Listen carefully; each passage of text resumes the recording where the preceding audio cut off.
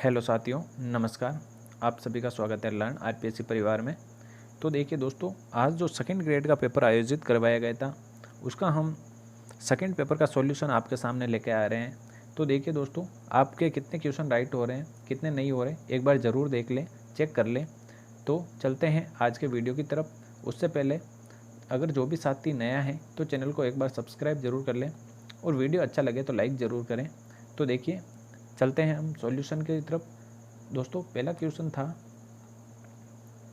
देखिए क्वेश्चन था पहला, दुग्ध उत्पादन की दृष्टि से भारत का विश्व में कौन सा स्थान है? 8वां, 10वां, पहला या फिर 6वां? तो देखिए दोस्तों, जो दुग्ध उत्पादन में भारत का स्थान है वो कौन सा है दोस्तों? पहला है। ठीक है, तो इसका सही आंसर तो जाएगा पहला।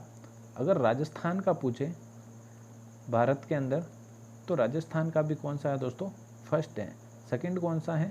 यूपी का है। और देश की बात करें तो भारत का पहला स्थान है, जबकि दूसरा स्थान किसका है? यूएसए का। ठीक है, तो इसका सही आंसर जाएगा पहला। तो पहला क्वेश्चन अपना हो गया है। इसका थर्ड आंसर सही होगा। देखिए, सेकंड नंबर क्वेश्चन है, अंकटाड की 2022 की विश्व निवेश रिपोर्ट के अनुसार 2021 में विदेशी प्रत्यक्ष विनियोग प्राप्त करने वाली चोटी के 20 मेजबान देशों में भारत का स्थान कौन सा है? तो दोस्तों देखिए, ये रिपोर्ट थी 2021 की, विदेशी निवेश प्रत्यक्ष विनियोग। तो देखिए दोस्तों, 20 चोटी के अंदर देश थे, उसमें से भारत का कौन सा स्थान था? तो दोस्तों, भारत का स्थान इसमें था कौन सा? 7वां स्थान था। तो इसका सही आंसर जाएगा 7वां।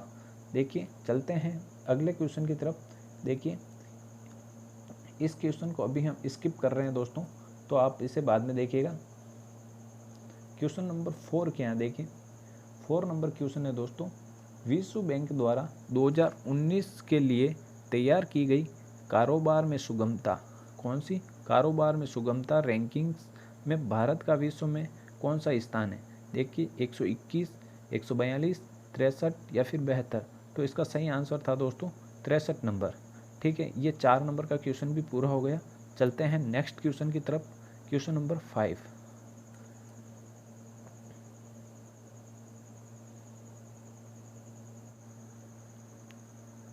तो देखिए साथियों, क्वेश्चन नंबर 5 क्या है? उच्चतम न्यायालय ने निःशुल्क शिक्षा के अधिकार को निम्नलिखित में से किस अधिकार का हिस्सा बनाया है? ऑप्शन ए सांस्कृतिक एवं शैक्षिक अधिकार, शोषण के विरुद्ध अधिकार, अभिव्यक्ति की स्वतंत्रता का अधिकार या फिर जीवन का आधार? तो देखिए दोस्तों, अभिव्यक्ति का तो होगा नहीं, ना ही शोषण के विरुद्ध होगा। तो दोस्तों देखिए, जीवन का आधार भी नहीं बताया है दोस्तों। तो उच्चतम न्यायालय ने क्या बताया है? सांस्कृतिक और शैक्षिक अधिकार। देखिए दोस्तों, शिक्षा के अधिकार को अब एक मौलिक अधिकार बना दिया है 86वें संविधान संशोधन द्वारा। ठीक है, तो इसका सही आंसर जाएगा ऑप्शन नंबर 1, इसका करेक्ट आंसर होगा। देखिए, 6 नंबर को अभी स्किप कर लीजिए दोस्तों, चलते हैं 7 नंबर पर। देखिए, भारत सरकार अधिनियम 1919 के तहत भारतीय विधान परिषद में कितने सदस्यों की नियुक्ति की जानी थी? ऑप्शन 1 75, ऑप्शन 2 50, ऑप्शन 3 150 और ऑप्शन 4 है 100। तो देखिए दोस्तों, कितने सदस्यों की नियुक्ति की जानी थी? तो इसके अंदर 2 एकदम सही आंसर हो जाएगा दोस्तों, 50 एकदम करेक्ट आंसर है इसका। देखिए, अगला क्वेश्चन देखते हैं, किस भारत सरकार अधिनियम के तहत भारत में संघ एवं प्रांतीय स्वायत्तता की शुरुआत की गई थी? देखिए दोस्तों, भारत सरकार अधिनियम 1861, भारत सरकार अधिनियम 1909, भारत सरकार अधिनियम 1935, भारत सरकार अधिनियम 1947। तो देखिए दोस्तों, संघ एवं प्रांतीय स्वायत्तता की शुरुआत किस में की गई थी दोस्तों? भारत सरकार अधिनियम 1935 के अंदर की गई थी। इसका ये एकदम सही करेक्ट आंसर हो जाएगा। देखिए, अगला क्वेश्चन आपके पास आ रहा है, भारतीय संविधान के 11वां मौलिक कर्तव्य किस वर्ष जोड़ा गया? तो देखिए दोस्तों, 11वां मौलिक कर्तव्य कौन सा है दोस्तों?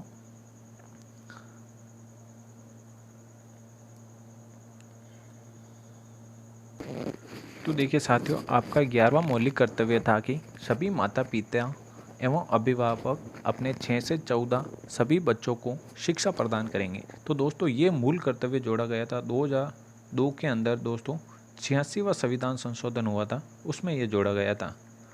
तो आपको पता होना चाहिए, इसका सही आंसर हो जाएगा दोस्तों 2002 यानी कि 86वें संविधान संशोधन में बहुत कुछ बातें जोड़ी गई थी। तो इसका सही आंसर हो जाएगा दोस्तों 2002।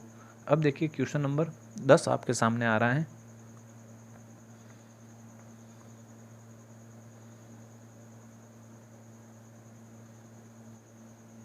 तो साथियों क्वेश्चन 10 क्या है, देखिए निम्नलिखित में से कौन सा विकल्प सही नहीं है। देखिए व्यक्तिगत जिम्मेदारी अनुच्छेद 75(2), किसी मंत्री के पद की शपथ 75(5), सामूहिक उत्तरदायित्व 75(3) और मंत्रियों की नियुक्ति किस में 75(1) में। तो देखिए दोस्तों 75(3) के अंदर क्या है दोस्तों, सामूहिक उत्तरदायित्व, ये एकदम सही है दोस्तों, यानी कि जो लोकसभा होती है दोस्तों सामूहिक रूप से उत्तरदायित्व होती हैं। तो 75(3) एकदम सही हो गया दोस्तों। तो 75(1) में क्या है दोस्तों, प्रधानमंत्री की नियुक्ति एवं अन्य मंत्रियों की नियुक्ति प्रधानमंत्री की सलाह पर की जाएगी, यह भी एकदम सही है दोस्तों। देखिए अब देखिए किसी मंत्री पद की शपथ दोस्तों किस में है दोस्तों, 75(5) के अंदर है, जबकि व्यक्तिगत जिम्मेदारी ये गलत हो गया स्टेटमेंट, ठीक है। तो इसका सही आंसर हो जाएगा दोस्तों ऑप्शन नंबर 1, इसका करेक्ट आंसर हो जाएगा। देखिए चलते हैं नेक्स्ट क्वेश्चन पर, अपना क्या है, निम्नलिखित में से कौन सा विकल्प सही नहीं है।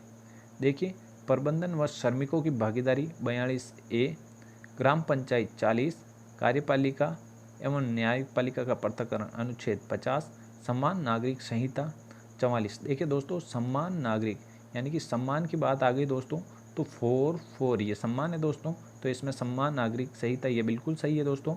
देखिए ग्राम पंचायत का अनुच्छेद 40 के अंदर दोस्तों पिछले सेकंड ग्रेड में भी ये क्वेश्चन पूछा जा चुका है, बिल्कुल सही है दोस्तों। कार्यपालिका एवं न्यायपालिका में पृथक्करण दोस्तों ये बिल्कुल सही है दोस्तों, ये 50 के अंदर है दोस्तों। तो इसके अंदर देखिए प्रबंधन व श्रमिकों की भागीदारी दोस्तों ये विकल्प इसमें सही नहीं है, ठीक है दोस्तों। तो ये हो गया इसका 42A इसका गलत स्टेटमेंट। नेक्स्ट क्वेश्चन है दोस्तों, भारतीय संविधान का कौन सा अनुच्छेद अंतर्राष्ट्रीय शांति और सुरक्षा में अभिवृद्धि करता है। अनुच्छेद 51, अनुच्छेद 52, अनुच्छेद 49, अनुच्छेद 50। तो दोस्तों इसके अंदर सही आंसर होगा दोस्तों अनुच्छेद 51, यह कहता है कि अंतर्राष्ट्रीय शांति और सुरक्षा में अभिवृद्धि, ठीक है। और जबकि अनुच्छेद 52 क्या है दोस्तों, कि 52 तो हो जाएगा दोस्तों भारत का एक राष्ट्रपति होगा, ठीक है। जबकि 49 के अंदर क्या है, राष्ट्रीय महत्व के जैसे कि स्मारक स्थान आदि का संरक्षण दिया गया है, ठीक है। और अनुच्छेद 50 इसमें आ गया था दोस्तों, ये क्या है अनुच्छेद 50 की कार्यपालिका और न्यायपालिका का पृथक्करण, ये था अनुच्छेद 50। अब देखिए नेक्स्ट क्वेश्चन आ रहा है दोस्तों, किसी क्षेत्र में को अनुसूचित क्षेत्र घोषित करने की शक्ति किसके पास है। उस राज्य का राज्यपाल, राष्ट्रपति, उस राज्य का मुख्यमंत्री, प्रधानमंत्री। तो देखिए दोस्तों काफ़ी जनों ने राष्ट्रपति करके आए होंगे, जबकि ये इसका बिल्कुल गलत है। तो उस राज्य के राज्यपाल के पास शक्ति होती है कि वह किस क्षेत्र को अनुसूचित क्षेत्र घोषित करें। तो ठीक है, और क्वेश्चन 13 का हो जाएगा 1। नेक्स्ट क्वेश्चन 14,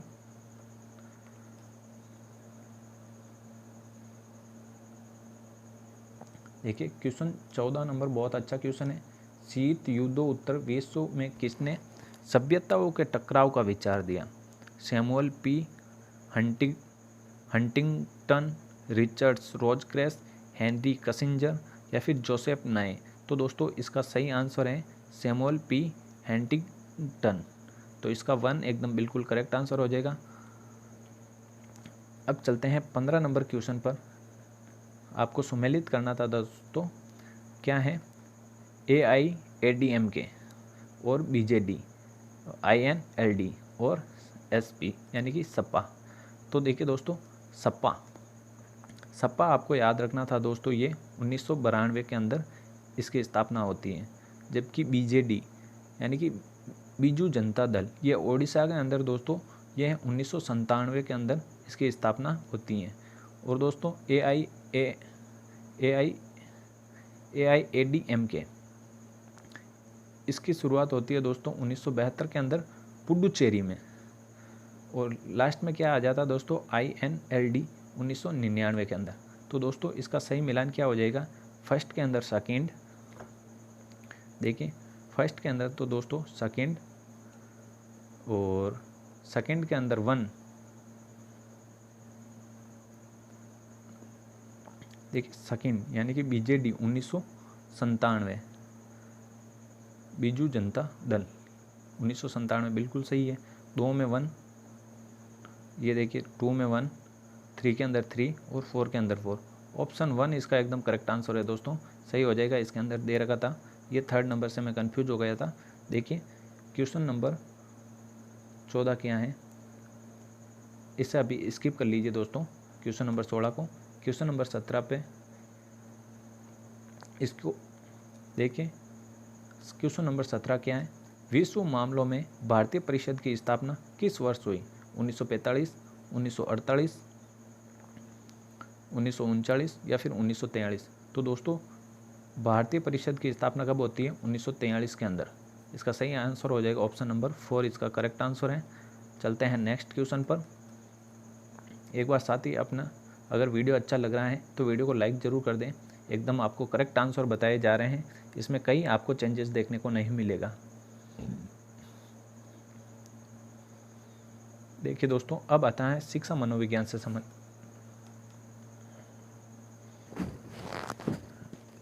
तो देखिए क्वेश्चन 17 तक हमने देख लेते। क्वेश्चन नंबर 18 आपके सामने आ रहा है, निम्नलिखित में से कौन सा शिक्षा मनोविज्ञान के संदर्भ में कथन नहीं है, सही नहीं है। आपको नहीं के ऊपर गोला लगाना है। देखिए शिक्षा मनोविज्ञान शैक्षिक परिस्थितियों में मनोवैज्ञानिक पक्ष का अध्ययन है। चलते हैं सेकंड नंबर पर, शिक्षा मनोविज्ञान शैक्षिक विकास का क्रमबद्ध अध्ययन है। मनोविज्ञान के सिद्धांतों व परिणामों का शिक्षा के क्षेत्र में अनुप्रयोग शिक्षा मनोविज्ञान है। शिक्षा मनोविज्ञान की वह शाखा है जो केवल शिक्षण से संबंधित है। दोस्तों ये केवल शब्द आपको पकड़ना था, इसमें ये नेगेटिव हो गया। तो दोस्तों यही इसका सही आंसर है, ऑप्शन नंबर 4। बाकी ये एकदम करेक्ट इसके स्टेटमेंट हैं। चलते हैं 19 नंबर क्वेश्चन की तरफ। सोवियत संघ में ग्लासनोस्ट और पेरेस्ट्रोइका की प्रक्रिया का प्रारंभ किसने किया। देखिए Boris Yeltsin, Vladimir Putin, Gionee Brezhnev या फिर मिखाइल गोर्बाचेव। तो दोस्तों इसका सही आंसर होगा दोस्तों मिखाइल गोर्बाचेव, ये एकदम इसका करेक्ट आंसर है। ठीक है, अगला क्वेश्चन देखिए, इसके अंदर क्या है 20 के अंदर दोस्तों। देखिए इसको अभी स्किप कर दीजिएगा। क्वेश्चन नंबर 21 की तरफ देखिए, शिक्षा मनोविज्ञान का क्वेश्चन है दोस्तों। शिक्षा मनोविज्ञान एक सकारात्मक विज्ञान है। शिक्षा मनोविज्ञान की इस प्रकृति के लिए निम्नलिखित में से कौन सा कथन उपयुक्त नहीं है। ठीक है, उपयुक्त नहीं है आपको बताना है। ये तथ्यों और तर्क और नैतिकता की दृष्टि से लेती हैं जैसा कि उन्हें होना चाहिए। ये बालक के व्यवहार को जैसा है उसी तरह से लेती हैं। ये तथ्यों को जैसे हैं उसी तरह से लेती हैं। ये तथ्यों को जैसे वे कार्य करते हैं उसी तरह से लेती हैं। तो दोस्तों इसमें आपको बताना क्या था, शिक्षा मनोविज्ञान एक सकारात्मक विज्ञान है। मनोविज्ञान की इस प्रकृति के लिए निम्नलिखित में से सकारात्मक विज्ञान है। तो दोस्तों सकारात्मक विज्ञान है इसमें। तो दोस्तों ये क्वेश्चन अभी के लिए आप इसे स्किप कर दीजिए दोस्तों। ठीक है, क्वेश्चन नंबर 22 की तरफ चलते हैं।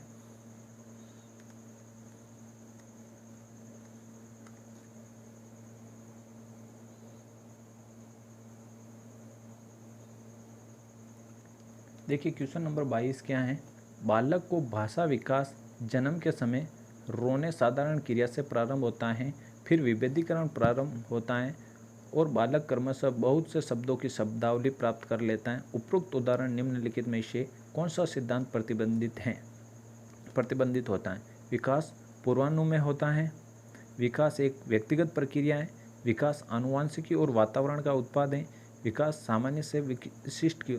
तो देखिए दोस्तों ये अधिगम के सारे सिद्धांत हैं जो इसमें बात कर रहे हैं दोस्तों, जो क्या है जो बालक का विकास होता है ना दोस्तों, सामान्य से विशिष्ट की ओर होता है। तो दोस्तों देखिए, पहले तो बच्चा रोना सीखता है, फिर बाद में वह धीरे धीरे विशिष्ट क्रियाओं के साथ दोस्तों शब्द, वाक्य और सेंटेंस बोलने लग जाता है। तो दोस्तों ये इसका सही सिद्धांत क्या है दोस्तों, विकास का सामान्य से विशिष्ट की ओर अग्रसर होता है। बिल्कुल सही है दोस्तों। पहले तो वह दोस्तों लेटे लेटे चलता है, फिर बाद में उछल कूद की क्रिया विशिष्ट क्रियाएं हो जाती हैं। तो दोस्तों ये कौन सा सिद्धांत है दोस्तों, विकास का सामान्य से विशिष्ट की ओर सिद्धांत है। बिल्कुल एकदम 4 नंबर इसका एकदम करेक्ट आंसर है। देखिए 23 नंबर क्या है, अनौपचारिक वार्तालाप और औपचारिक स्कूलिंग शिक्षा दोनों के द्वारा वयस्क बालकों में उन तरीके से पहुंचती हैं जिससे दुनिया को उनकी संस्कृति की व्याख्या करती हैं और प्रतिक्रिया करती हैं। आधारभूत अवधारणा निम्नलिखित में से किस विकासात्मक सिद्धांत की है। तो देखिए दोस्तों, जहाँ पर संस्कृति की बात आ जाए, संस्कृति इसमें दोस्तों इंडिकेट कर रहा है किसको, लेई वाइगोत्स्की को, जिसने सामाजिक एवं सांस्कृतिक का सिद्धांत दिया था। तो दोस्तों इसका सही आंसर हो जाएगा ऑप्शन 2, लेई वाइगोत्स्की। अब देखिए दोस्तों, अगला सिद्धांत आ रहा है आपके सामने, ब्रोन-फेयर-बेन्नर।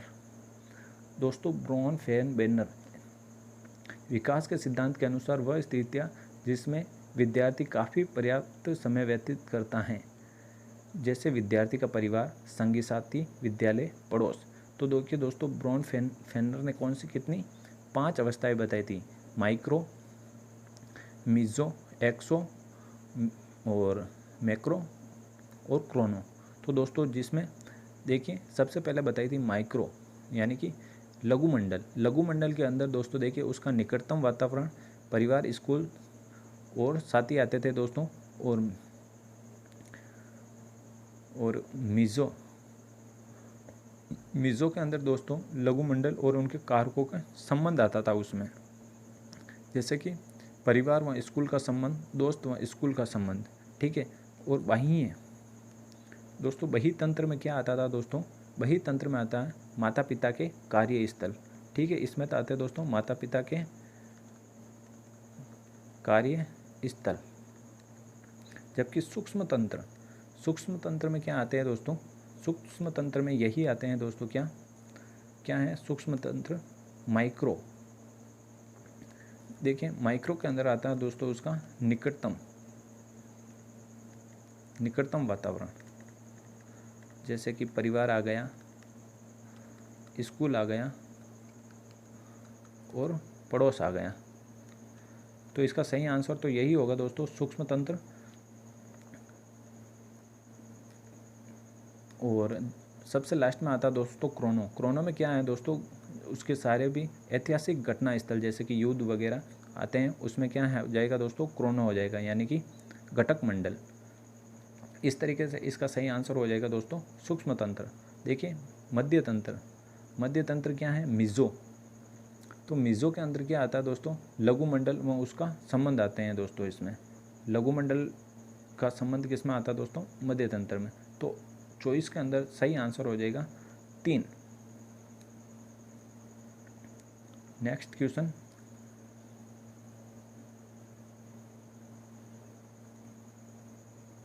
अधिगम के निर्धारक नीचे दिए गए। अधिगम की प्रकृति, अभिप्रेरणा का प्रभाव, विन्यास का प्रभाव, अभ्यास। उपरोक्त निर्धारकों का उपयोग करते हुए बताइए कि अधिगम निर्धारकों में के संदर्भ में कौन सा विकल्प सही है। देखिए दोस्तों, अधिगम के लिए अधिगम की प्रकृति होना आवश्यक है। अभिप्रेरणा सबसे पहले आती है दोस्तों, स्किनर ने इसे सर्वोच्च राजमार्ग कहा है, ठीक है। विन्यास का प्रभाव और अभ्यास भी बहुत ज़रूरी है दोस्तों अधिगम के अंदर। तो इसके अंदर ये चारों सही हो जाएंगे दोस्तों, A B C D। Option number 2 इसका करेक्ट आंसर हो जाएगा, एकदम बिल्कुल सही है। देखिए क्वेश्चन नंबर 26 क्या है, निर्मितवादी अधिगम के लिए निम्नलिखित में से कौन सा उपयुक्त परिस्थिति है। निर्मितवादी अधिगम दोस्तों देखिए, संरचनावादी, निर्मितवादी क्या कहते हैं, ये अवधारणा। अधिगमकर्ता को पूर्व ज्ञान पर आधारित नया अधिगम, बिल्कुल सही है दोस्तों। ये अर्थपूर्ण कार्य का निर्माण करना, यह भी सही है दोस्तों। ज्ञान का सक्रिय अर्जन एवं व्याख्या, यह भी दोस्तों निर्मितवादी की अवधारणा है दोस्तों। सामाजिक अंतःक्रिया, ठीक है दोस्तों, यह भी बिल्कुल सही है। तो ये चारों स्टेटमेंट एकदम सही है, ABCD, ये इसका पहला ये आंसर सही हो जाएगा। क्वेश्चन नंबर नेक्स्ट,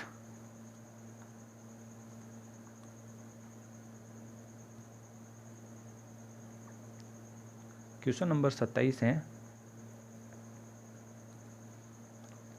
पर्यावरणीय आवश्यकताओं के अनुरूप व्यवहार करना कहा जाता है। देखिए दोस्तों, परिस्थिति के अनुसार आदमी को ढल जाना, ये यही कह रहा है, पर्यावरणीय आवश्यकताओं के अनुरूप व्यवहार करना, यानी कि परिस्थिति के अनुसार ढल जाना क्या कहलाता है दोस्तों? समायोजन। समायोजन करने की प्रक्रिया यही होती है दोस्तों कि पर्यावरणीय आवश्यकताओं के अनुरूप अपना व्यवहार करना। देखिए दोस्तों, ये आपको अवलोकनात्मक अधिगम किसके द्वारा दिया गया था दोस्तों? ये बांडुरा के द्वारा दिया गया था, अल्बर्ट बांडुरा के द्वारा। तो दोस्तों देखिए, सबसे पहले इसमें क्या आता है? अटेंशन। अटेंशन के बाद में आता है दोस्तों रिटेंशन, ठीक है। उसके बाद में आता है दोस्तों प्रोडक्शन, उसके बाद में आता है दोस्तों मोटिवेशन। तो दोस्तों अब इसका अंग्रेजी में मिलान कर लीजिए, अटेंशन के बाद में रिटेंशन, अटेंशन के बाद में रिटेंशन, ये नहीं है, अटेंशन के बाद में ये भी नहीं है, अटेंशन, रिटेंशनल, प्रोडक्शन और मोटिवेशनल। तो दोस्तों ऑप्शन नंबर 4 इसका एकदम बिल्कुल सही आ जाएगा दोस्तों। ये दोस्तों रीट एग्ज़ाम में भी ये क्वेश्चन पूछा गया था दोस्तों, तो 58 के अंदर 28 के अंदर 4 एकदम बिल्कुल सही हो जाएगा। अब आता है अपने पास क्वेश्चन नंबर 29, मिस्टर अमित की उपलब्धि में निष्ठा और व्यक्तित्व की ये प्रकृति उसके जीवन भर व्याप्त रहती है। ओलपोर्ट के वर्गीकरण के अनुसार ये लक्षण है। तो देखिए दोस्तों, ओलपोर्ट ने बताया था दोस्तों केंद्रीय गुण, प्रधान गुण और बाह्य गुण। तो देखिए दोस्तों, प्रधान गुण क्या होते हैं? जैसे कि गांधी जी के अंदर दोस्तों उनका जीवन भर उनके साथ रहने वाला कौन सा था दोस्तों? अहिंसा, सत्य, ये चीज़ें दोस्तों गांधी जी के साथ जीवन भर रही थी। तो दोस्तों वो उनके क्या है? जीवन भर व्याप्त रहती हैं। तो दोस्तों इसके अंदर निष्ठा क्या है? अमित के अंदर दोस्तों क्या है कि जीवन भर रह रही हैं, तो ये उसका कार्डिनल गुण हो जाएगा दोस्तों, प्रधान गुण हो जाएगा। तो 29 के अंदर दोस्तों प्रधान गुण एकदम बिल्कुल सही है। चलते हैं किस 30 नंबर क्वेश्चन की तरफ।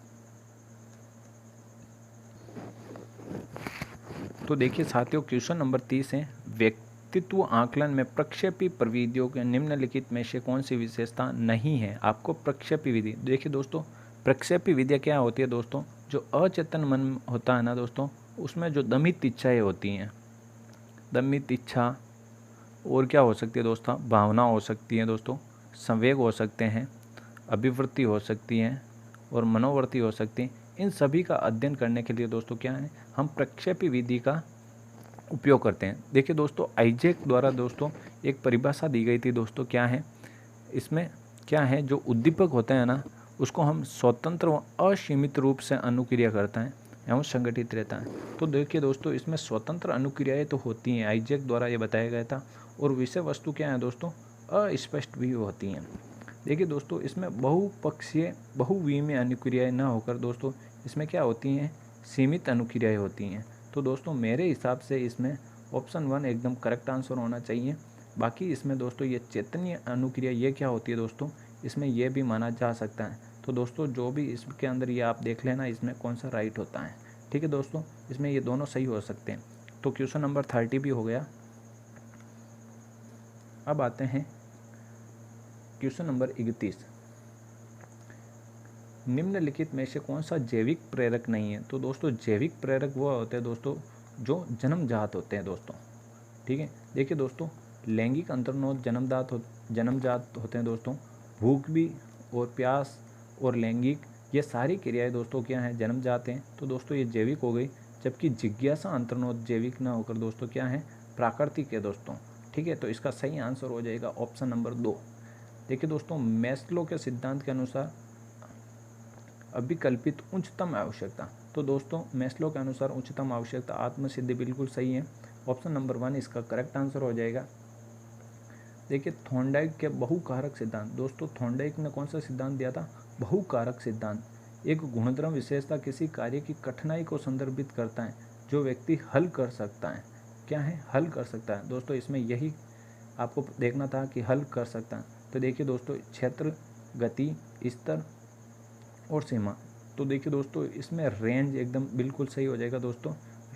तो रेंज में क्या होता है दोस्तों, किस सीमा तक, यानी कि आप किसी कार्य को किस हद तक सही कर सकते हो, यानी कि कठिनाई के निश्चित स्तर तक अनेक कार्य जिसे वह हम कर सकते हैं, तो वही होता है दोस्तों क्या, रेंज। अब देखिए दोस्तों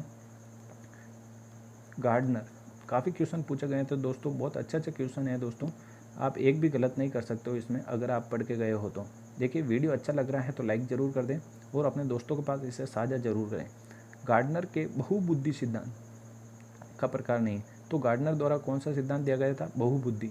तो देखिए दोस्तों भाषाई, संगीत, तरल और तार्किक एवं गणितीय। तो दोस्तों देखिए ये तरल बुद्धि और ठोस बुद्धि GF और GC ये किसके द्वारा दिए गए थे दोस्तों, केटल के द्वारा दिया गया था। ठीक है, तो इसका सही आंसर ऑप्शन नंबर 3 इसका एकदम करेक्ट आंसर है। देखिए दोस्तों बारकर मेहंदी, इसमें बारकर मेहंदी पूछ लिया और फर्स्ट वाले पेपर में दोस्तों पासी का पूछ लिया था। बारकर मेहंदी के सृजनात्मक परीक्षण में सम्मिलित हैं। तो दोस्तों देखिए बारकर पासी ने 4 तो दिए थे दोस्तों शाब्दिक और 3 दिए थे अशाब्दिक परीक्षण। तो इसका ये सही हो जाएगा दोस्तों। देखिए शाब्दिक के अंदर दोस्तों क्या क्या दिए थे उसने, पहला तत्व शाब्दिक देख लेते हैं एक बार। देखिए शाब्दिक के अंदर पहला इन्होंने दिया था क्या होगा परीक्षण, क्या होगा परीक्षण।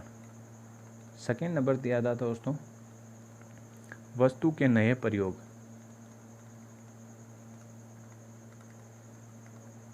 ठीक है, और थर्ड नंबर दिया था दोस्तों नए संबंधों का परीक्षण, नए संबंधों का परीक्षण। जबकि इसका 4 नंबर दिया गया था दोस्तों, जो शाब्दिक था वह था दोस्तों रुचि सर्जन। ये दोस्तों 4 तो दिए गए थे शाब्दिक, अशाब्दिक के अंदर दिए गए थे 3।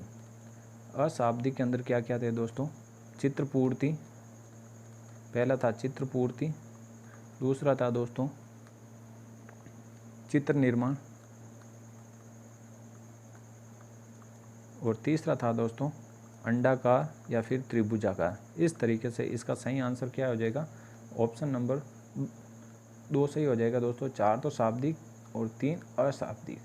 क्या 4 तो शाब्दिक दिए गए थे और 3 अशाब्दिक, किसके द्वारा, बारकर मेहंदी द्वारा ये परीक्षण में इनके सम्मिलित थे। देखिए 35 नंबर क्वेश्चन भी हो गया। अब चलते हैं 36 नंबर क्वेश्चन की तरफ। क्वेश्चन नंबर 36 है, अपने को दूसरे लोगों के साथ संबंधों के रूप में परिभाषित करने का तरीका और पहचानना कि स्वयं अपना प्राय दूसरों के विचारों, भावनाओं, क्रियाओं द्वारा निर्धारित हो रहा है। आत्म प्रत्यय का ये कौन सा दृष्टिकोण कहलाता है। तो दोस्तों इसमें क्या कह रहा है कि किसी को परिभाषित करना, तरीका, पहचानना, स्वयं अपने व्यवहार द्वारा दूसरों। दोस्तों ये संवेगात्मक बुद्धि आपने पढ़ी होगी, जिसमें क्या है कि स्वयं और अपने व्यवहार से दूसरों के विचारों एवं भावनाओं की क्रियाओं को निर्धारित हो रहा है। तो दोस्तों वो संवेगात्मक बुद्धि ही होती है दोस्तों, ये सांवेगिक इसमें बिल्कुल राइट है दोस्तों। ऑप्शन नंबर 2 इसका करेक्ट आंसर हो जाएगा। देखिए अब आ रहा है क्वेश्चन नंबर 37। विद्यार्थियों को नई विषय वस्तु को छोटे छोटे भागों में सरल पदों में पूर्व में वो जो जानता है उसे संबंधित कर प्रस्तुत करना चाहिए। शिक्षण की व्यूह रचना निम्नलिखित में से सर्वाधिक उपयुक्त है। देखिए दोस्तों नई विषय वस्तु छोटे छोटे भागों को सरल भागों में पूर्व में जो जानता है दोस्तों, ये है ना उसकी सृजनात्मक सोच है दोस्तों। ठीक है, तो ये सृजनात्मक विद्यार्थी हो जाएगा इसके अंदर, बिल्कुल राइट है दोस्तों। क्वेश्चन नंबर ये भी हो गया। अब चलते हैं 38 की तरफ। देखिए प्रतिभाशाली बालक में निम्नलिखित में से कौन सी विशेषता लागू नहीं है। देखिए अनभिज्ञता, कुशल होने का जुनून, जल्दबाजी या अकाल प्रौढ़ता, अपने अनुसार आगे बढ़ना। तो बिल्कुल अपने अनुसार आगे बढ़ना एकदम सही है दोस्तों। देखिए दोस्तों जो प्रतिभाशाली बालक होते हैं ना दोस्तों, वो जल्दबाजी भी होते हैं, उसमें उतावलापन होता है। क्या उतावलापन, ठीक है, इनके अंदर एक उतावलापन होता है, तीव्र गति से कार्य करने वाले होते हैं दोस्तों। तीव्र गति, उतावलापन या फिर जल्दबाजी, ये सारे शब्द एक ही हैं। देखिए कुशल होने का जुनून बिल्कुल होता है दोस्तों, अनभिज्ञता इनमें नहीं होती दोस्तों। ठीक है, तो ऑप्शन नंबर 1 इसका करेक्ट आंसर हो जाएगा दोस्तों। काफ़ी जने इसमें जल्दबाजी लगा कर आए होंगे, मेरे को पता है। इसका सही आंसर यही जाएगा, अनभिज्ञता, इग्नोरेंस। ठीक है, क्वेश्चन नंबर 39 क्या लोग अपना वोट प्राय अपनी भावनाओं के अनुसार करते हैं, बजाय कि उम्मीदवार की अपनी विशिष्ट नीतियों के किस प्रकार की, इस आधार पर अभिव्यक्ति का ये घटक है। तो दोस्तों देखिए, अभिव्यक्ति की दोस्तों ये घटक कौन सा हो जाएगा, भावनात्मक, बिल्कुल राइट हो जाएगा दोस्तों, क्योंकि ये भावना में बहकर वोट कर रहे हैं दोस्तों, तो ये क्या हो जाएगा, भावनात्मक। नेक्स्ट क्वेश्चन आ जाता है दोस्तों आपके पास 41। देखिए 40, वन विभाग के 2021-22 की प्रशासनिक रिपोर्ट के अनुसार 31/3/2022 में कुल वन क्षेत्र था। तो दोस्तों देखिए वन क्षेत्र था दोस्तों कितना, 32,862, यानी कि कितना था दोस्तों, 32,863। ठीक है, लगभग इतना था। तो दोस्तों देखिए इसमें वृद्धि तो 0.33 की तो वृद्धि हुई थी, और कुल कितने भाग पर वन क्षेत्र थे दोस्तों, 9.60% भाग पर। जो दोस्तों पिछली रिपोर्ट थी उसमें कितने वन थे दोस्तों, ये 9.57%। तो वृद्धि कितनी हो गई दोस्तों, 0.33। बिल्कुल ये ऑप्शन नंबर 2 इसका करेक्ट आंसर हो जाएगा। अब चलते हैं नेक्स्ट क्वेश्चन की तरफ 41। राजस्थान में अलसी उत्पादन जिले। तो दोस्तों अलसी उत्पादन होता है दोस्तों कहाँ पर, जहाँ पर बारा, कोटा, बूंदी, झालावाड़। ठीक है दोस्तों, जहाँ पर वर्षा ज़्यादा होगी वहीं पर क्या होंगे दोस्तों, अलसी की पैदावार ज़्यादा होगी। तो ऑप्शन नंबर 2 इसका करेक्ट आंसर हो जाएगा। देखिए 42 के अंदर आपको क्या करना है, सही कूट का चयन करना था। देखिए अनुप्रस्थ बालू का स्तूप चूरू झुंझुनू जिले में मिलता है। अवरोधी बालू का स्तूप पुष्कर क्षेत्र में मिलता है। जोधपुर जिला बालू का स्तूप मुक्त जिला है। देखिए दोस्तों जोधपुर जिला पूरा बालू का स्तूप मुक्त नहीं है, सिर्फ जोधपुर का जो बाप क्षेत्र है ना दोस्तों, वहीं एक बालू का स्तूप मुक्त क्षेत्र है। तो देखिए दोस्तों ऑप्शन सी इसमें आप एलिमिनेट कर दीजिए। तो ऑप्शन सी इसमें गया, इसमें गया, इसमें गया, तो ऑप्शन नंबर ए इसका बिल्कुल करेक्ट आंसर हो जाएगा। इस तरीके से 42 के अंदर हो जाएगा 1। देखिए मेवात एवं डांग क्षेत्र निम्नलिखित में कोपेन के जलवायु के अनुसार। तो देखिए दोस्तों जो अलवर भरतपुर का क्षेत्र है दोस्तों, वह किस में आता है, कोपेन के वर्गीकरण के अनुसार। तो वह है दोस्तों CWG, बिल्कुल राइट है। ऑप्शन नंबर 2 इसका करेक्ट आंसर हो जाएगा। देखिए वह कौन सी नदी है जो अरावली की पहाड़ियों के ढालों से निकलकर सिरोही के कुछ क्षेत्रों से बहते हुए कच्छ की खाड़ी में लीन हो जाती है। दोस्तों कच्छ की खाड़ी में लीन, देखिए दोस्तों जो साबरमती नदी है दोस्तों, ये जाती है दोस्तों खंभात की खाड़ी के अंदर। ठीक है, जबकि माही नदी भी जाती है दोस्तों खंभात की खाड़ी के अंदर, और मोरैन नदी दोस्तों माही नदी की सहायक नदी है, तो ये भी जाती है दोस्तों खंभात की खाड़ी में। जबकि पश्चिमी बनास डूंगरपुर जिले के कहाँ से निकलती है दोस्तों, नया सनवारा गांव से। और ये दोस्तों ये नदी जाती है कहाँ पर, कच्छ की खाड़ी के अंदर। तो ऑप्शन नंबर 4 इसका एकदम करेक्ट आंसर हो जाएगा दोस्तों, पश्चिम बनास एकदम करेक्ट आंसर है इसका। क्वेश्चन नंबर 45 पर चलते हैं। –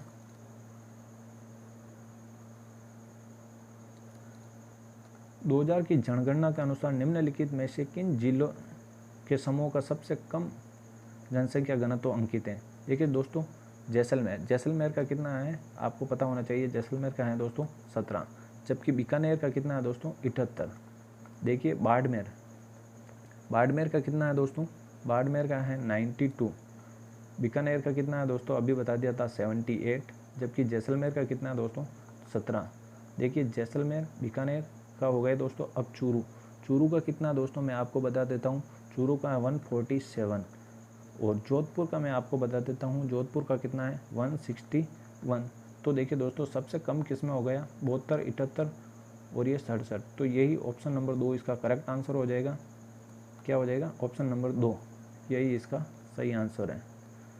अब देखिए आपको इसका मिलान करना था दोस्तों। देखिए दोस्तों भेड़ कौन सी है, नाली भेड़ है, गोवंश सांचोरी गोवंश है। जबकि बकरी क्या है दोस्तों, बर्बरी बकरी की नस्ल है, जबकि भेड़ जो सूरती भेड़ की नस्ल है। अब देखिए आप मिलान कर लीजिए कि इसमें कौन सा सही होने वाला है। 1 के अंदर 2, 1 के अंदर 2, 2 के अंदर 4, 3 के अंदर 1, 4। ऑप्शन नंबर 1 इसका एकदम करेक्ट आंसर हो जाएगा। ऑप्शन नंबर 4 इसका गलत है दोस्तों। राजस्थान का निम्नलिखित में से कौन सा जिला प्लास्टिक केंद्र का हब माना जाता है? तो दोस्तों बिल्कुल अलवर एकदम प्लास्टिक का हब माना जाता है। तो ऑप्शन नंबर 1 इसका करेक्ट आंसर हो जाएगा। कोलवी कंदरा बौद्ध कंदराएं और चांद खेड़ी जैन धार्मिक स्थल किसमें? तो दोस्तों कोलवी गुफाएं कहाँ पर है दोस्तों? झालावाड़ के अंदर, एकदम सही है। 48 भी हो गया दोस्तों। अब चलते हैं 49 की तरफ।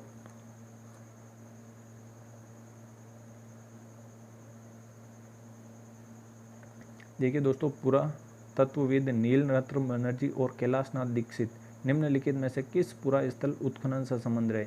तो बिल्कुल सही है दोस्तों, बेराट। जबकि कालीबंगा के दोस्तों कौन रहे हैं दोस्तों? अमलानंद घोष। और अहाड़ सभ्यता के कौन रहे हैं दोस्तों? अक्षय कीर्ति व्यास। कौन?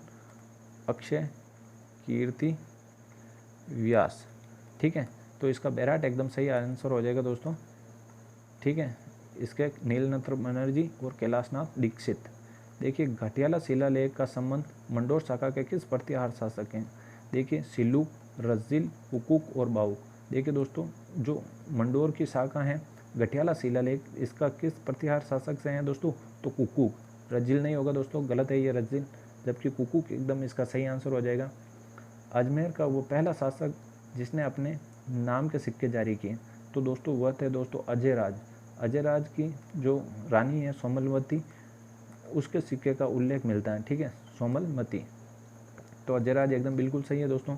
देखिए अलाउद्दीन खिलजी ने राजपूत राज्यों पर विजयी का कलाम क्या है? देखिए दोस्तों, चित्तौड़ विजय, रणथंभौर विजय, जालोर विजय, सिवाना विजय।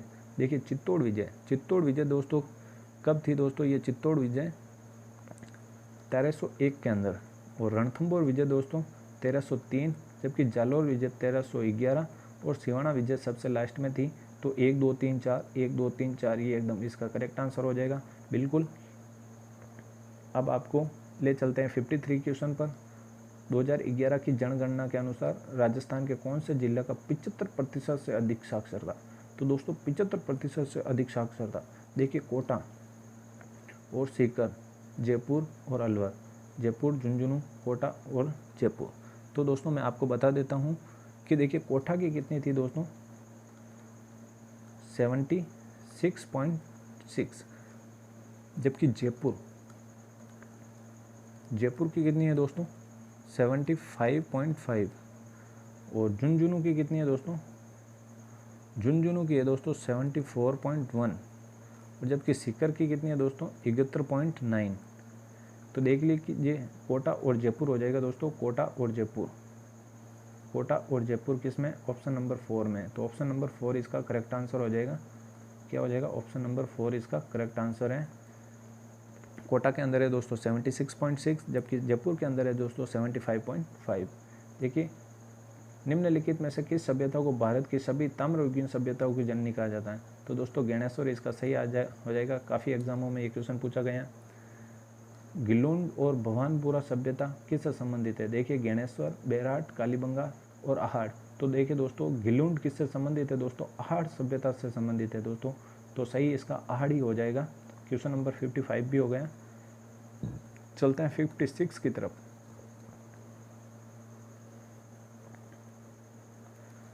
56 क्वेश्चन है, मेवाड़ प्रजामंडल की स्थापना वर्ष 1938 में अध्यक्षता किसने की थी? बलवंत सिंह मेहता, अर्जुन लाल सेठी, माणिक्यलाल वर्मा, भूरेलाल।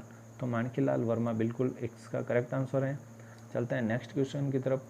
मेव कृषक किसान आंदोलन के मुख्य नेता थे यासीन खां, अहमद यादगार खां, मीर आलम खां, बख्शी गुलाम मोइनुद्दीन। तो सही आंसर है इसका प्यारे साथियों यासीन खां।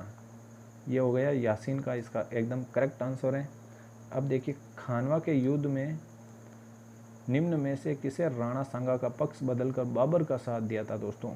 देखिए भूपत राय, माणिक चंद्र, झाला अज्जा, सहलदी तंवर। देखिए दोस्तों झाला अज्जा तो दोस्तों किसका? जो राणा सांगा बाबर का था, जो राणा सांगा का साथ दिया था, बल्कि सैयदी कंवर ने दोस्तों लास्ट समय में किसको, राणा सांगा को धोखा दिया था और बाबर के साथ जा भिड़ा था और उसका साथ दिया था। तो इसका सही आंसर हो जाएगा ऑप्शन नंबर 4 सैयदी तंवर। क्या है, सैयदी तंवर इसका सही आंसर है। अब आते हैं दोस्तों तात्या टोपे। देखिए घुड़साट और सांठ को स्किप कर लीजिए, चलते हैं नेक्स्ट क्वेश्चन की तरफ, 61 की तरफ।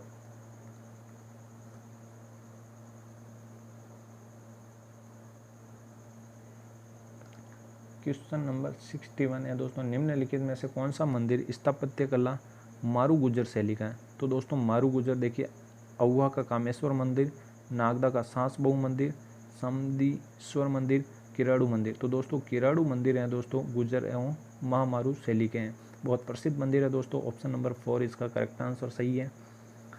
कलाकार निहाल चंद चित्रकला के किस स्कूल से संबंधित। निहाल चंद, सावंत सिंह, किशनगढ़ शैली, किशनगढ़ स्कूल एकदम सही है। ऑप्शन नंबर 3 इसका करेक्ट आंसर हो जाएगा। राजस्थान में त्योहारों की शुरुआत श्रावणी तीज से होती है और अंत श्रावणी तीज, ले डूबी गणगौर। तो ऑप्शन नंबर 2 इसका करेक्ट आंसर हो जाएगा। क्वेश्चन नंबर 54 आ रहा है। देखिए दोस्तों 54 बिल्कुल इजी क्वेश्चन है, घबराने की कोई बात नहीं है। सिरोही राज्य का राजस्थान में पूर्ण विलय कब हुआ था दोस्तों। सब में आबू गई सुनेल टप्पा, आबू आया सुनेल टप्पा गई, तो लास्ट में यही हो जाएगा दोस्तों। सबसे लास्ट में चरण में हुआ था दोस्तों, आबू रोड को दोस्तों किसमें, राजस्थान में विलय कर दिया था। तो 1 नवंबर 1956 बिल्कुल करेक्ट आंसर है दोस्तों।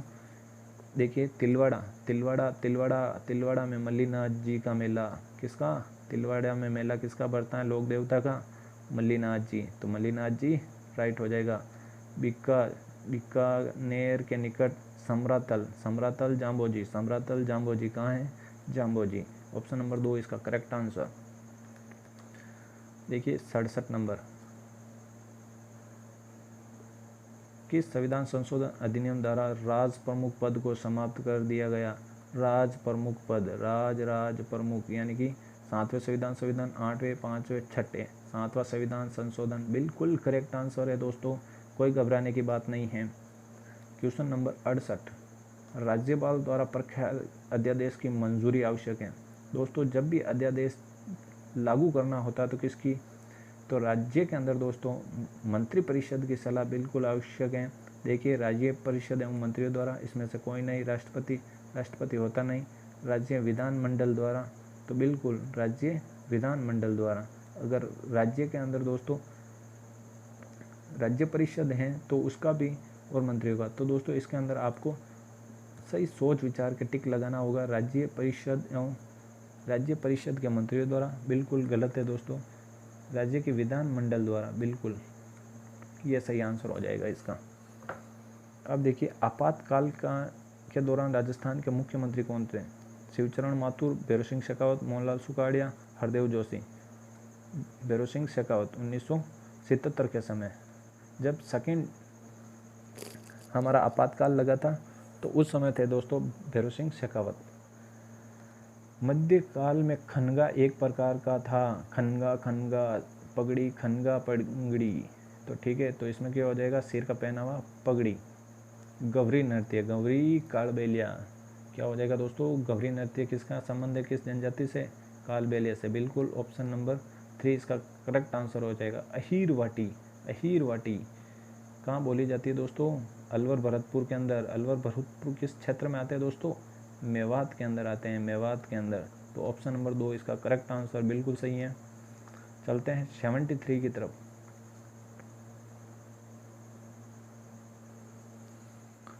73 नंबर क्वेश्चन है, निम्नलिखित में से कौन राजस्थान के मुख्य सचिव जब भारतीय राष्ट्रीय कांग्रेस दिसंबर 2018 में सत्ता में आई। तो देखिए दोस्तों जब अशोक गहलोत की सरकार आई दोस्तों 2018 के अंदर, जब कौन थे, देखिए दोस्तों डॉक्टर निरंजन कुमार आर्य, देवेंद्र भूषण गुप्ता, अशोक गुप्ता, डॉक्टर निहाल चंद्र गोयल। तो उस समय थे दोस्तों कौन, श्री देवेंद्र भूषण गुप्ता। ऑप्शन नंबर 2 इसका करेक्ट आंसर हो जाएगा बिल्कुल। अब देखिए दोस्तों राजस्थान लोक सेवा आयोग यानी कि आरपीएससी से संबंधित कौन सा कोड सही है, आपको उसका चयन करना है। देखिए, राजस्थान लोक सेवा आयोग का अध्यादेश 20 अगस्त 1949 को प्रभाव में आया। बिल्कुल एकदम सही, करेक्ट आंसर है। राजस्थान लोक सेवा आयोग की स्थापना 22 दिसंबर 1949 को होती है। गलत है दोस्तों, ये 22 ना होकर दोस्तों कितनी है दोस्तों, 20 है दोस्तों। कितनी, 20 दिसंबर। देखिए, जयपुर, जोधपुर, बीकानेर लोक सेवा आयोग 16 अगस्त 1949 को समाप्त कर दी गए हैं। अब इसके अंदर आपको देखना है दोस्तों कि देखिए इसके अंदर बी तो होने वाला है नहीं दोस्तों, तो दोस्तों आप बी को एलिमिनेट कर दीजिए। इसके अंदर है बी, इसके अंदर है, तो ऑप्शन नंबर ए इसका सही आंसर हो जाएगा। Option number A. ये 22 दिसंबर गलत है दोस्तों, 22 दिसंबर ना होकर यहाँ पर कितना है दोस्तों, 20 है। ठीक है, 74 भी हो गया। अब आता है 75। निम्नलिखित में से कौन सा कथन राजस्थान मानवाधिकार आयोग के संबंध में गलत है? देखिए दोस्तों, गलत आपको बताना है। राज्य सरकार द्वारा आयोग के गठन की अधिसूचना 1999 में जारी की गई। आयोग एक स्वायत्त संस्था नहीं है। ये आयोग राज्य के मार्च 2000 में क्रियाशील हुआ। राज्य में अध्यक्ष सहित कुल 3 सदस्य, यानी कि 1+2, बिल्कुल 1+2 तो हैं दोस्तों। और ये लागू दोस्तों 2002 में होता है दोस्तों, और आता कब है, 1999 के अंदर। जबकि ये स्वायत्त संस्था नहीं है, बिल्कुल ये एक संवैधानिक संस्था है दोस्तों। तो स्वायत्त संस्था है दोस्तों, तो इसका सही आंसर ऑप्शन नंबर 2 ही हो जाएगा। क्या हो जाएगा, ये एक स्वायत्त संस्था है दोस्तों। ठीक है, ये हो गए दोस्तों 75 नंबर का क्वेश्चन। अब चलते हैं क्वेश्चन नंबर 76। देखिए, राजस्थान विधानसभा में पहले आम चुनाव में कांग्रेस के बाद राजनीतिक दल जिसे सर्वाधिक स्थान प्राप्त हुए। देखिए दोस्तों, भारतीय जनता पार्टी का उस समय कोई अस्तित्व नहीं था, जबकि राम राज्य परिषद को मिले थे दोस्तों कितनी, 24 सीटें, जो कांग्रेस के बाद सर्वाधिक थी। और भारतीय जनसंघ को मिली थी दोस्तों 8 सीटें, और हिंदू महासभा को मिली थी दोस्तों 1 सीट। इस तरीके से सेकंड नंबर पर रही थी दोस्तों राम राज्य परिषद। बिल्कुल राम राज्य परिषद इसका एकदम करेक्ट आंसर हो जाएगा।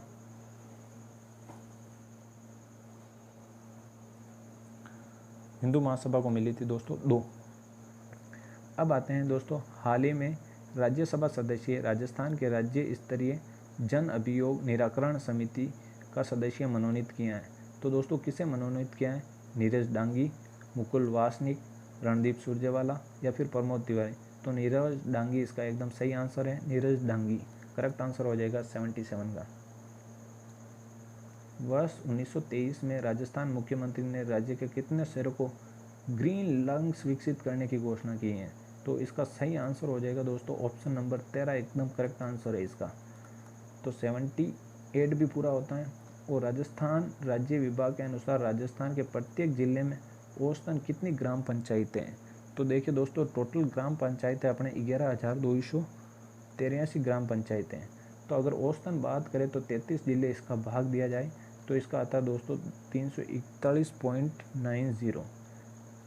ठीक है दोस्तों, तो इसमें 342 औसतन है। ठीक है, इसका 79 का 342, 341 हो सकता है दोस्तों, पर 342 एकदम इसका करेक्ट आंसर है। अब आता है दोस्तों 11वीं अनुसूची में सम्मिलित किए गए विषयों की संख्या है। तो 11वीं अनुसूची के अंदर दोस्तों कितने विषय हैं दोस्तों, 29 विषय हैं। कितने, टोटल 29 विषय हैं, बिल्कुल करेक्ट आंसर हो जाएगा। अब राजस्थान में राष्ट्रपति शासन लागू किए गए थे। राजस्थान के अंदर दोस्तों सबसे पहले 1967 के अंदर, फिर आता 1977 के अंदर, फिर 1980 के अंदर, फिर 1992 के अंदर। ये था इसका क्रम। तो दोस्तों इसका सही क्रम यही हो जाएगा, option number C correct answer है, सी फॉर कैट। अब देखिए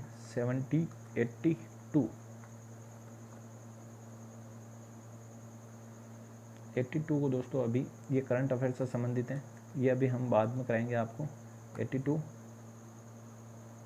83, 84,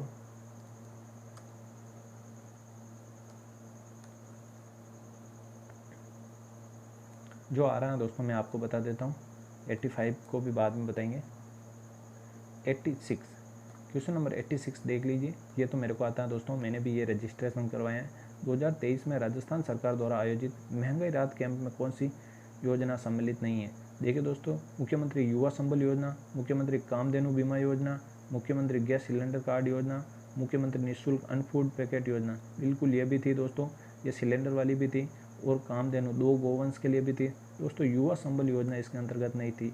ऑप्शन नंबर इसका 1 करेक्ट आंसर बिल्कुल सही है दोस्तों। ऑप्शन नंबर 1 इसका करेक्ट आंसर है। 87 को छोड़िए दोस्तों, अब चलते हैं 89 की तरफ। देखिए दोस्तों 89 दिवस, विश्व ओजोन दिवस कब मनाया जाता है? तो विश्व ओजोन दिवस 16 सितंबर को मनाया जाता है। ये सभी को आ रहा होगा दोस्तों, तो इसका सही आंसर यही होगा 16 सितंबर। देखिए अब आपको बताना है निम्नलिखित में से सही अवरोही क्रम उनकी कुल जनसंख्या अनुसार अनुमान के अनुसार 2023 के अनुमान। देखिए दोस्तों सबसे अधिक जनसंख्या पूछते थे, सबसे अधिक जनसंख्या हो जाती भारत की, फिर सेकंड नंबर हो जाती चीन की, ठीक है, और थर्ड नंबर पर दोस्तों सबसे ज़्यादा जनसंख्या किसकी है? थर्ड नंबर पर मैं आपको बता दूं सबसे ज़्यादा जनसंख्या है यूएसए की। फोर्थ नंबर पर बात करें तो इंडोनेशिया की, और 5वें नंबर पर है दोस्तों पाकिस्तान की, और 6ठे नंबर पर है दोस्तों किसकी? ब्राज़ील की, ठीक है। ये अभी कोई भी देश इसके अंदर नहीं आए हैं, ठीक है। फिर है दोस्तों किसकी? नाइजीरिया के, ब्राज़ील, फिर है दोस्तों नाइजीरिया की, ठीक है। फिर आती है दोस्तों किसकी?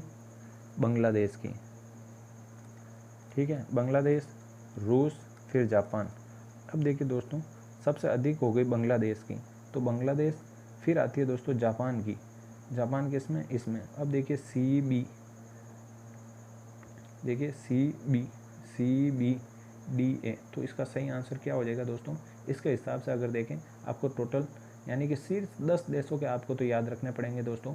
इसके अंदर दोस्तों CB यानी कि सबसे पहले बांग्लादेश की आएगी, फिर आएगी दोस्तों जापान की, फिर आ जाएगी आपके पास D मिस्र की, फिर यूनाइटेड किंगडम की, UK की। तो ऑप्शन नंबर 4 इसका करेक्ट आंसर बिल्कुल सही है। अब देखिए दोस्तों 92 के अंदर आते हैं दोस्तों। देखिए दोस्तों ये आपके सीमावर्ती सागर और महासागर। देखिए दोस्तों लाल सागर किसमें? हिंद महासागर में, बिल्कुल एकदम सही है। देखिए ओकेस्टिक सागर अटलांटिक, ये अटलांटिक में नहीं है, मैं अभी बताऊंगा ये किस में है दोस्तों। बेरिंग सागर दोस्तों प्रशांत महासागर में, बिल्कुल सही है। और बाल्टिक सागर भी अटलांटिक महासागर में, बिल्कुल सही है। जबकि ओकेस्टिक सागर किस में है दोस्तों? ये प्रशांत महासागर के अंदर है, तो यह इसका गलत हो गया दोस्तों। तो ऑप्शन नंबर 2 इसका करेक्ट आंसर हो गया। अब 93 के अंदर इजी क्वेश्चन था दोस्तों, निम्नलिखित में से किस क्षेत्र में अत्यंत शांत रहती हैं तथा पवन की क्षैतिज गति का अभाव रहता है? तो देखिए दोस्तों जब ये डोलड्रम पेटी होती है दोस्तों, ये ऊपर से उत्तरी गोलार्ध में 10 डिग्री और दक्षिणी गोलार्ध में 10 डिग्री, तो यहाँ पर दोस्तों ये क्या है कि यहाँ पर पवनों का अभाव रहता है। तो इसका सही आंसर हो जाएगा उत्तर में 10 और दक्षिण में भी 10 डिग्री। तो ऑप्शन नंबर 3 इसका करेक्ट आंसर हो जाएगा। अब चलते हैं 94 की तरफ।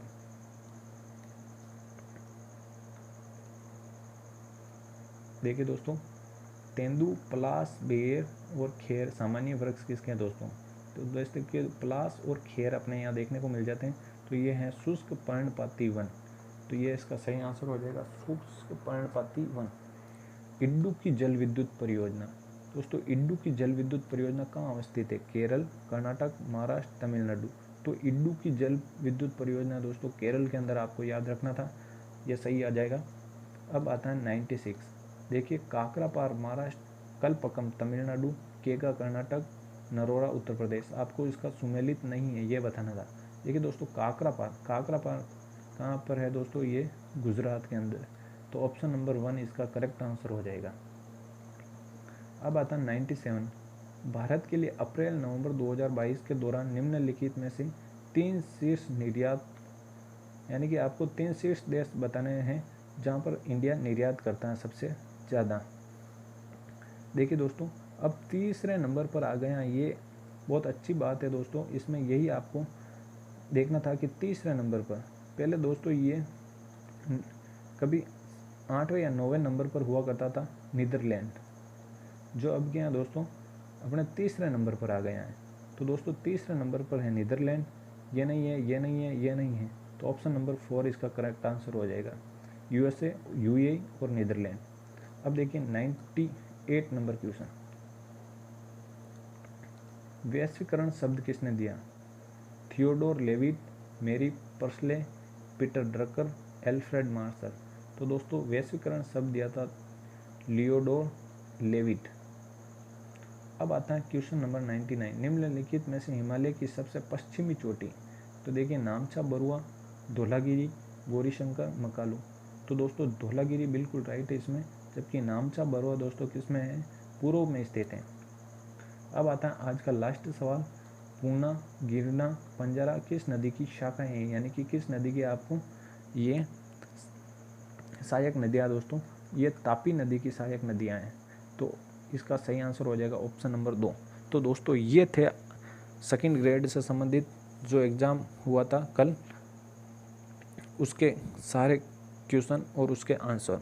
दोस्तों आपके कितने नंबर सही हो रहे हैं अपने कमेंट बॉक्स में सुझाव ज़रूर दें। वीडियो कैसा लगा है? अगर अच्छा लगा है तो लाइक ज़रूर करें। थैंक यू, धन्यवाद। मिलते हैं फर्स्ट पेपर में आपके साथ वापस, कि उसका सॉल्यूशन हम जल्दी आपके सामने लेके आएंगे। धन्यवाद।